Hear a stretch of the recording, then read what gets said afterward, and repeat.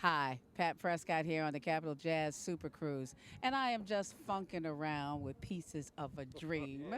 That's the title of their latest release, and they are just tearing it up here on the cruise. And we're just talking a little bit about their career, their history. We got Tony Watson here. We got my boy Curtis here. We got James. I tell you, listen, this band is these are my friends. I mean, we kind of grew up in this business together, didn't we? We really did. We go way back, don't we, Pat?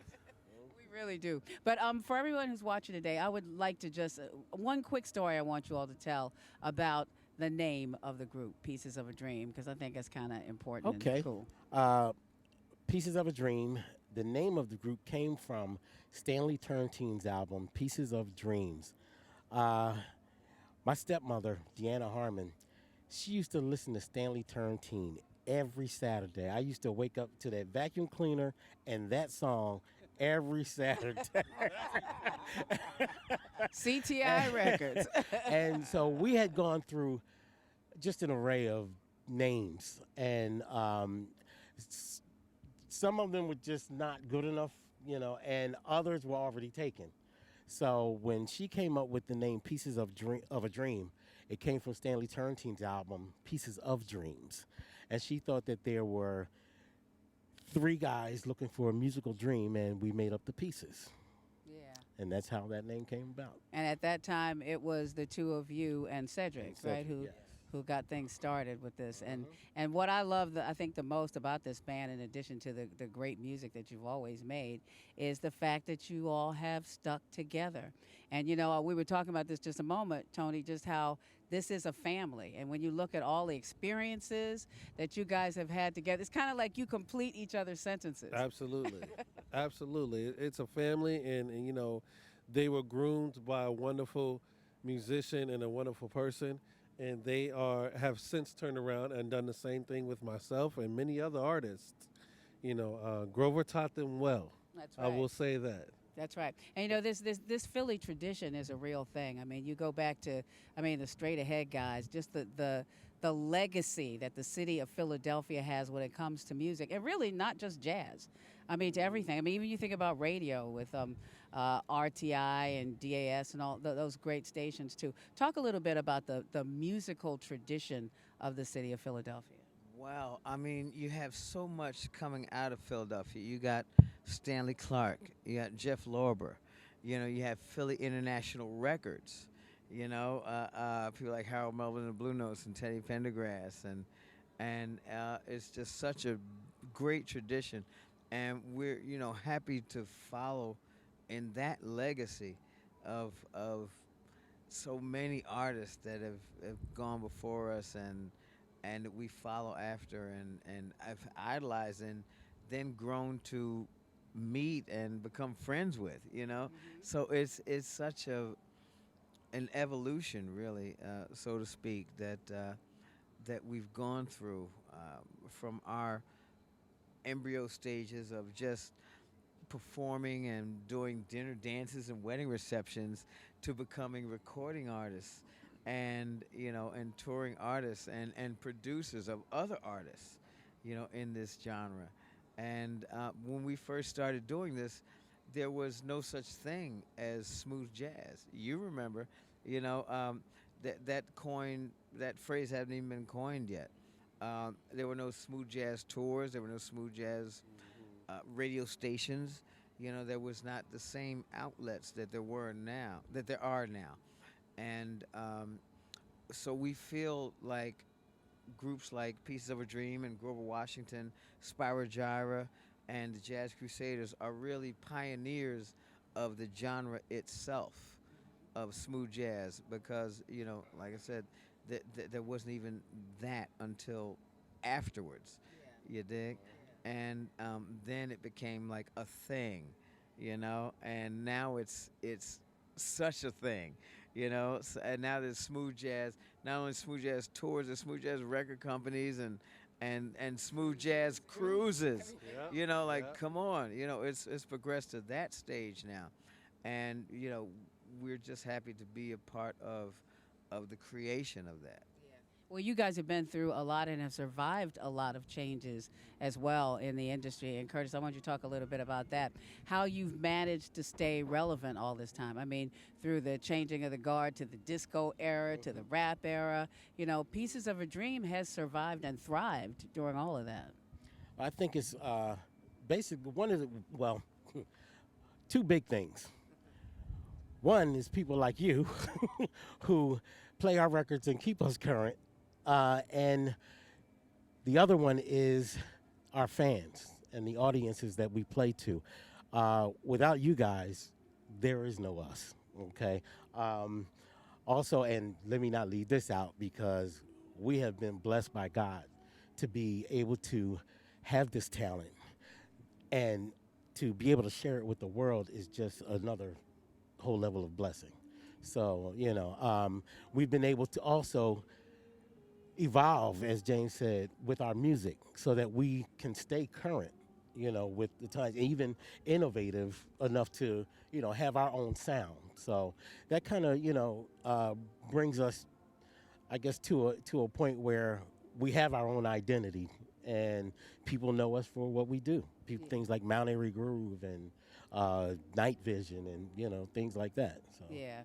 I think another thing too that's a big factor in the success of this band is just the environment that you've created around you. I mean, it's always been a family affair with your dad. Your dad and uncle have been so important. I mean, you've all mentioned Grover, who really was the one who discovered you and gave you your first opportunity to shine. I have met you guys' wives, who are absolutely amazing.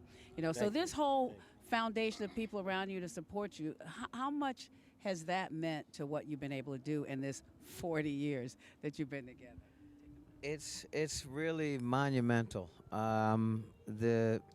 The part that Curtis and my wife play in our careers these days has really elevated to a level that's inexplainable, and they help us so much with a lot of the ins and outs that a lot of our fans don't get to see.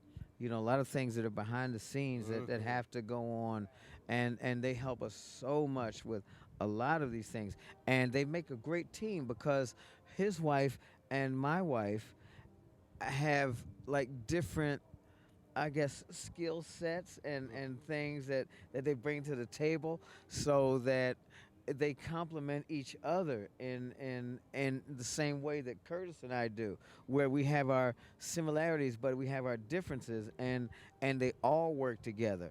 And our wives are the same, and it all works towards the total team. So it's just a great situation. It's really inexplicable, and it's truly a blessing to just be living this life right now. The other side of that is our band members also. That we surround ourselves with top-notch players, and without these guys, we couldn't do the kind of show that we do, or have the kind of energy on stage, because we've been fortunate enough to find guys that not only we feed energy to, but feed it back to us, so that we can all collectively feed it to the audience. And that's a very important part of what this band is about. That's really, an those extremely live important performances, vibe, because people have came up to us and told us about how high energy our show is, and without these guys, it wouldn't be like that. So I got to give my guys the props. They really hold it down for us and help us to put our show to the next level. Well, And I'd just like to add to that a lot of times people come up to us and compliment us on the fact that we showcase our musicians that are playing with us, that our family, and that we're not the type of group that are like, okay, well, Curtis and I are going to take all those solos and you guys are just side guys, sidemen, and we're the stars, blah blah blah. And, we don't look at it like that. If anyone has seen our show, that we feature every single member, and not just one time, not just one solo. We give them plenty of room to stretch and create and be themselves. And that's always been a part of what Pieces of a Dream has tried to portray. And that makes our show multidimensional. Yeah, it certainly does. Well, the last thing I wanted to talk about is just the fact that, 40 years is an incredible accomplishment in and of itself. 47 Is it 47 now? in October. It's crazy. When you think about it, when I think about it, you guys were like little kids when I first met you. And you were just teenagers.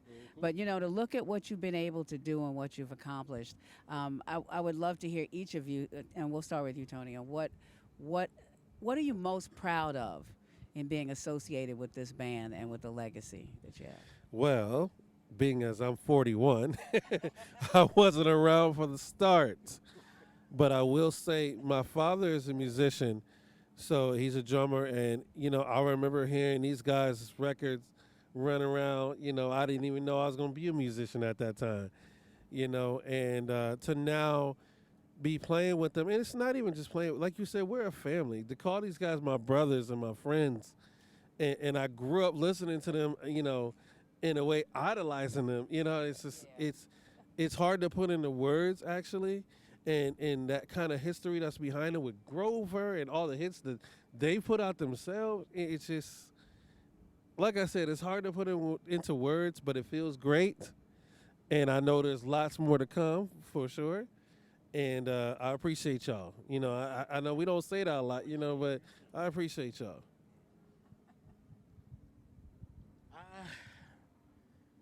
I guess one of the things I'm most proud of is that he and I can be together so long. I mean, when you look at and say brothers, we're probably the epitome of it because we've been through the ups and downs of this career and life itself together. We started, he was 11, I was 13. And it's just, it's been an incredible journey, and we've still got more to go. So that's a good part about starting young, isn't it? Yeah, yeah. So we're looking at almost 50 years here. So, and I don't know anybody that's lasted that long. So, I guess that's one of the things that I could be most proud of, and like I said, and I just want to have a chance to thank you. People like you and all the DJs in the country and all of our fans, for just keeping us relevant and current, because without you guys, like I said, we wouldn't be here. So thank you. Yeah, I would say two things, really. One, the most proud of that Kurt mentioned is our longevity, the fact that we've been together so many years and are still doing it. It's like we're on track to have a 50th anniversary. You know what I mean? And it's like, okay, we're not done yet. It's coming up on 47, but it's not like we've retired. It's not like this is the end. We're going to be making more albums and more records, and look out for a book, and something crazy, especially for our 50th. That is one thing that I'm most proud of. And another thing is that Pieces of a Dream I feel like we've been a vehicle for a lot of musicians and a lot of artists, like in the way that Grover has for us. How he took us under his wing, and we first started opening for him and playing with him. We didn't just open for him. We were actually his band. We were his rhythm section for all these years. And then I did a tour with my left wrist was broken. You remember those days, when and I broke my wrist 3 days before the Pieces of Grover tour, and I did a 3-month tour with one hand. Yeah, and as you said, to do the same thing for him that Grover did for you guys. Well, I tell you, we're so proud of you. Looking forward to this 50th anniversary celebration. Well, certainly everybody here appreciates you on the Capital Jazz Super Cruise, and as always, it is just an honor to talk to you guys. Believe me. Well, we appreciate it, and thank you so much. And don't forget our current CD's Fired Up, and please pick that up when you get a chance. And we love you all, and thank you so much for 47 years of your support and love, and right back at you. I'm here with Pieces of a Dream on the Capital Jazz Super Cruise.